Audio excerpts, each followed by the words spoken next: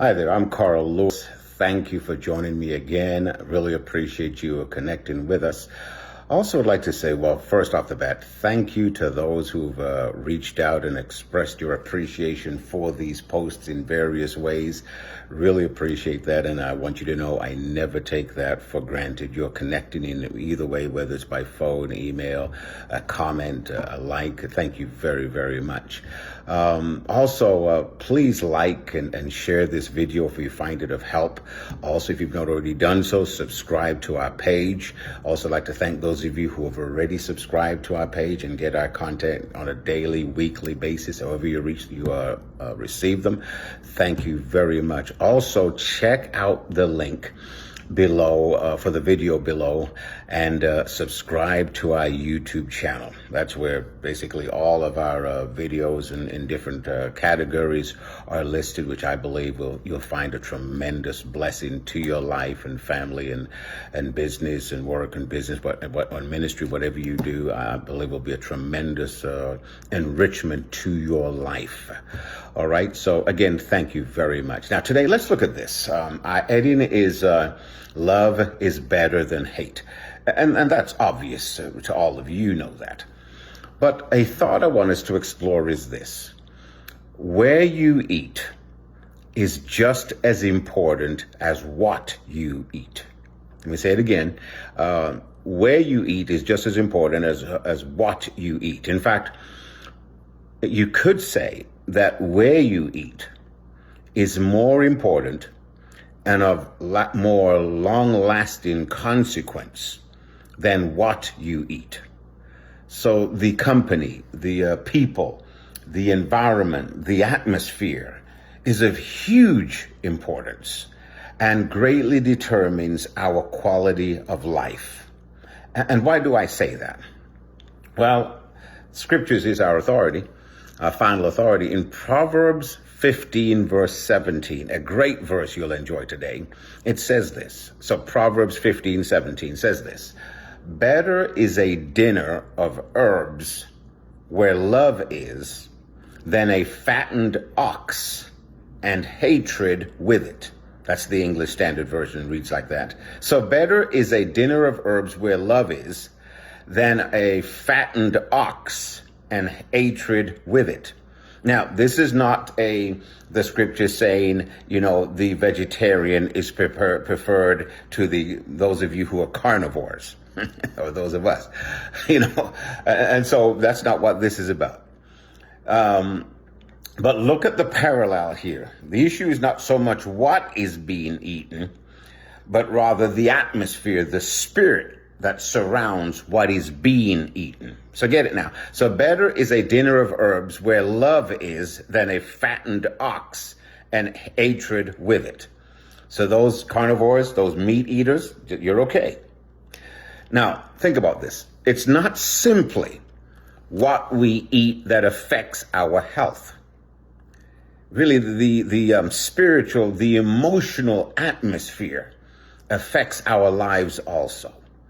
It affects our physical, our mental, our emotional health.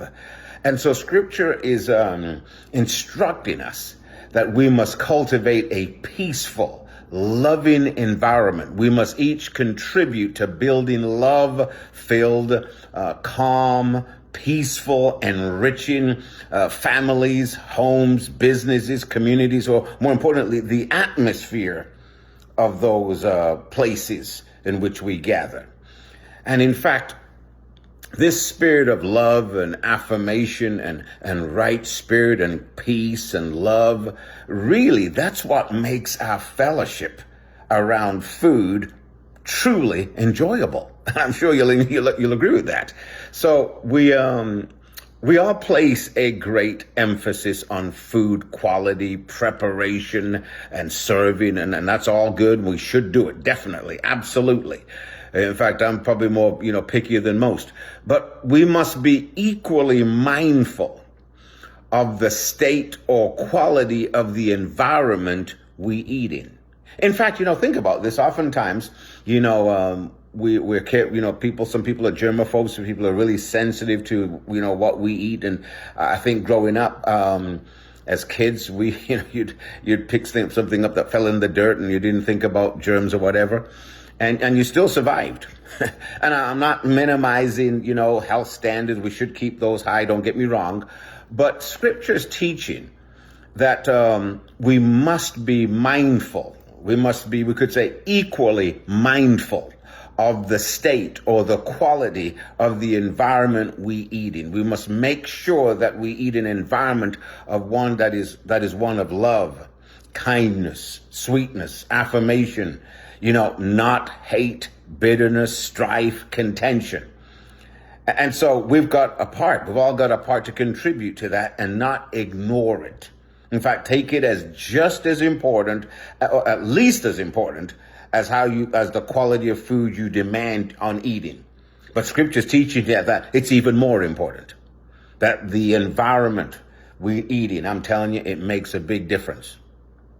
I'm eating in a place of peace, where the people you eat with, the people you're sharing a meal with, especially your family members, that it's one of peace and calmness. You love coming home. You love eating together. You just can't wait for an excuse to get together.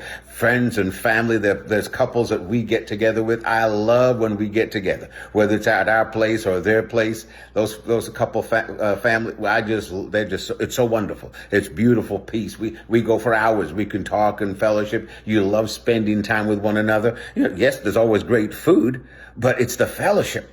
It's the relationship. It's the quality of that relationship that makes the food enjoyable. I hope you understand that. I know you do.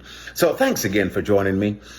Regardless of what you eat or what your favorite meal is, whether it's meat, whether it's salad, whether it's, carbs, whatever, make every effort to live and eat in places of love, families, fellowship of love, peace, and kindness. Don't forget, like this video, place a comment on it, share it with your family, friends, and loved ones, and click on that YouTube video link below. I'll see you next time. Thanks again.